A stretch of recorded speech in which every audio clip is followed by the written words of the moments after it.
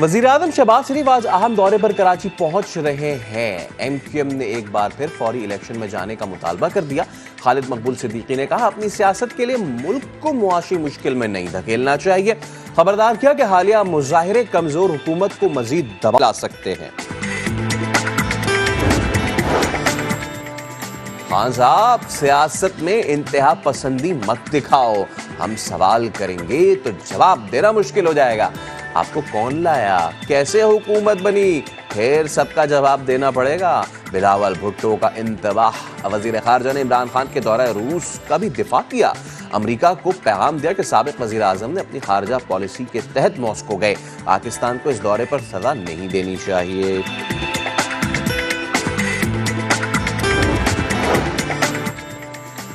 इमरान खान फितने का नाम, उसकी बर्बादी और तबाही का टोकरा मुस्लिम लीग नून को अपने सर नहीं लेना चाहिए। मरियम नवाज ने सरगोधा जलसे में इलेक्शन का मुतालबा कर दिया।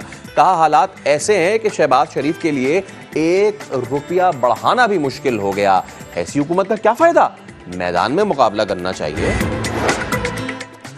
मुल्तान में गुजरांवाला का एक्शन रिप्ले। नामालूम अफराद ने तहरीक इंसाफ के पोस्टर्स पर स्याही फेंक दी। PTI आज जलसा करेगी। इमरान खान इस्लामाबाद मार्च की तारीख का ऐलान भी करेंगे।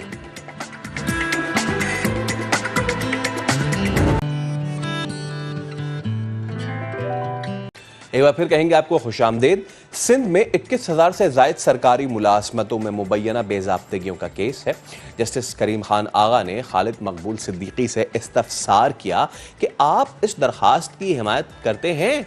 सुना है इन इशूज पर आपके मुज़ाकरात भी चल रहे हैं। अगर केस चल गया तो फिर वापस नहीं लेने देंगे। 21,000 से ज़ायद सरकारी मुलाजमतों में मुबैना बेज़ाब्तगियों का मामला है, केस लगा है। और ऐसे में जस्टिस करीम खान आगा ने खालिद मकबूल सिद्दीकी से किया है इस्तफसार। कहना था कि आप इस दरखास्त की हिमायत करते हैं। सुना है इन इशूज पर आपके मुज़ाकरात भी चल रहे हैं। अगर केस चल गया तो फिर वापस नहीं लेने देंगे। अगर केस चल गया तो फिर वापस नहीं लेने देंगे। ऐसे में खालिद मकबूल सिद्दीकी ने कहा कि बताना चाहता हूं, MQM इस केस में पार्टी नहीं।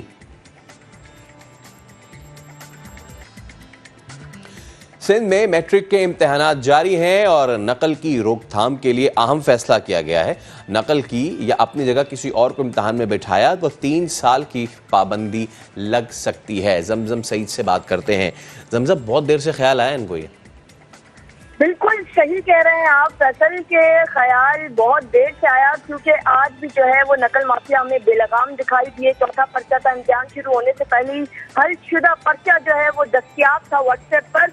और इतना ही नहीं कि अब जो है नकल करने वालों को थोड़ी होशियारी से काम लेना होगा, क्योंकि हुकूमत जो है वो सख्त फैसले करने जा रही है। अगर नकल की या अपनी जगह किसी और फर्द को बिठाकर इम्तिहान में बिठाया तो 3 साल की इस पर पाबंदी लग सकती है। सूबाई वजीर जामियात बोर्ड ने सिंध में नकल को रोकने के लिए सख्त फैसले लेने का अब सोचा है। अभी तक सिर्फ सोचा है, मैं ये बात आपको वाज़ेह करती चलूं, अभी तक कोई स्टेप लिया नहीं गया। अभी तक सिर्फ सोचा जा रहा है कि नकल करने वाले जितने भी नकल करवाने वाले उस्ताद और माफियाज हैं उनके खिलाफ अब एक्शन लेने का सोच लिया। अब इम्प्लीमेंट कब होगा ये नहीं जानते। चलिए, सोचा है इस साल, अल्लाह करे कि इसी साल हो, वरना अगले साल दोबारा पेपर हो जाएंगे। बहुत शुक्रिया आपका जमजम।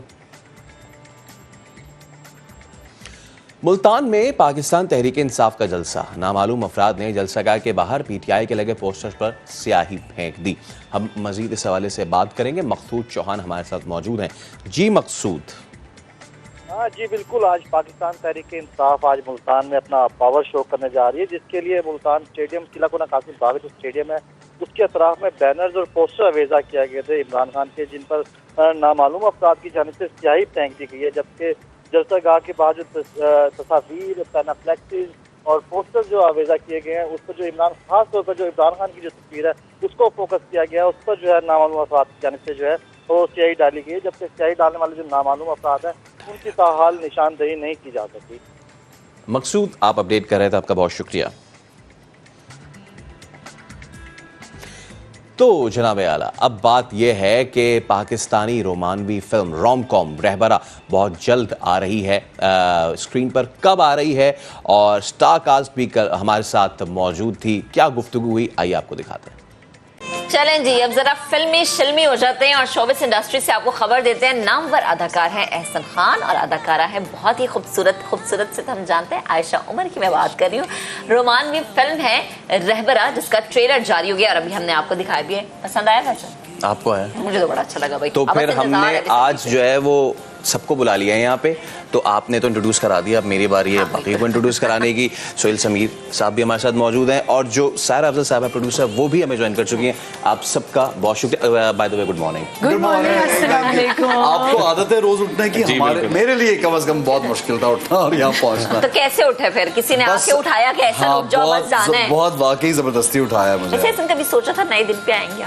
बिल्कुल सोचा था मैं हाँ बिल्कुल ऐसा आप लोगों का चैनल और आप लोगों का शो बहुत अच्छा है, लेकिन मैं आप लोगों से पहले जो होस्ट थे तब भी आ चुका हूँ, उससे पहले जो होस्ट थे तब भी आ चुका हूँ। So we have come here more than you guys. In fact मैंने तो CNBC में एक मॉर्निंग शो लाइव खुद 1 साल होस्ट किया। अच्छा। बट फिर मुझे ट्रैवल करना था तो मैंने कहा ये मैं नहीं कर सकती, मुश्किल है। It's very tough. It's very Okay, so let's begin with the movie. Ehsan, कैसा एक्सपीरियंस रहा सबसे पहले तो ये बताइए, और थोड़ा सा आप जाहिर सी बात है सारा कुछ तो नहीं बताएंगे लेकिन नहीं, मैं सारा बता दूंगा। आप पूछें। आप कहते हैं हम यही दिखाते हैं आपको। सारा बताना फिर सारा से पूछना। डिस्ट्रैक्ट ना हो, अगर हम अभी से केयरफुल हो, please guys I like to request all of you start being careful again. ये हम सब की बेहतरी के बिल्कुल राइट, ताकि हम सब फिल्म जाके देख सकें अगली ईद पे। सो यस 24 जून को फिल्म आ रही है, बहुत मेहनत की है और सिर्फ रोम कॉम नहीं है। I would like to add कि yes it is essentially a romantic comedy, लेकिन इसमें हर इमोशन है। यू नो, इसमें ट्रेजेडी है, इसमें सैड मोमेंट्स हैं, एक्शन है, aggression, anger, revenge, action, everything like जो एक फीचर फिल्म में एक मसाला मूवी में होना चाहिए। और आपका कैरेक्टर? मेरा कैरेक्टर बहुत ही बबली कैरेक्टर है। बबली, नाम भी बबली है। वो 3 चीजें मैंने सुन ली थी, आफरीदी का छक्का और बाकी आप 2 तो आप ट्रेन का धक्का, आफरीदी का छक्का। So she's very feisty and ये बहुत निडर हैं और बहुत ब्रेव हैं और थोड़ी स्पॉइल्ड भी हैं माँ बाप की, और आई वुड से कि बड़े फ्लेवर्स हैं इनमें, और she is used to getting her own way. तो जब जिंदगी में जब आप बड़े होते हैं तो जब आपके अकॉर्डिंगली चीज़ें नहीं चलती तो फिर आपको किस तरह अडेप्ट करना पड़ता है और किस जर्नी से गुजरना पड़ता है। That is the film. Actually this film is a journey, और ये सबके अपने जर्नीज के बारे में है। सो आई वुड नॉट से कि सिर्फ हीरो और मतलब एक इनका जर्नी है, उसमें जो सोहेल समीर का कैरेक्टर है उनका अपना एक जर्नी है, उनकी अपनी बैक स्टोरी है। So everybody is acted brilliantly. चलिए, तो आपने सोहेल भाई का नाम दे लिया है तो हम उनकी जाने चलते हैं। एक बहुत ट्रेलर में भी हमने देखा पावरफुल और बहुत ही डिफरेंट सा, तो प्लीज कथासिस करें अपने कैरेक्टर का। अच्छा, मैं अपने नहीं, मैं इस फिल्म के लिए एक बात मैं कहूँगा कि मोस्टली यहाँ पर ना फिल्म अपने लिए बनाई जाती है। ये वाहिद फिल्म है जो मेरा ख्याल है कि हमने लोगों के लिए बनाई, जिससे हम लोगों को एंटरटेन कर सकें। बहुत मेहनत से बनाई गई है। ऑफ बीट खेला आयशा ने, एक लवी खूबसूरत और बिल्कुल जो कैरेक्टर को प्ले किया। मेरा ख्याल है कि इसमें जितने भी एक्टर्स ने प्ले किया और एक्ट किया है, एहसन तो माशाल्लाह है ही है। तो ये मेरा पब्लिक पुलर है और लोग आते हैं इसको देखने के लिए, आयशा को लोग देखने। तो मेरे लिए जो है ना वो बड़ा मुश्किल टास्क था कि मैं कुछ ऐसा करूं। मैं फिल्म इंडस्ट्री से इतना मैंने फिल्में की नहीं है, लेकिन मेरे लिए हमेशा ये होता है कि मैं शौक़ से ज़्यादा मेहनत से काम करने की कोशिश करता हूँ, और जब आपके साथ ऐसे ब्रिलियंट एक्टर्स हों तो फिर ज़्यादा मेहनत करनी पड़ती है। तो मैंने बहुत मेहनत से और बहुत दिल लगा के काम किया।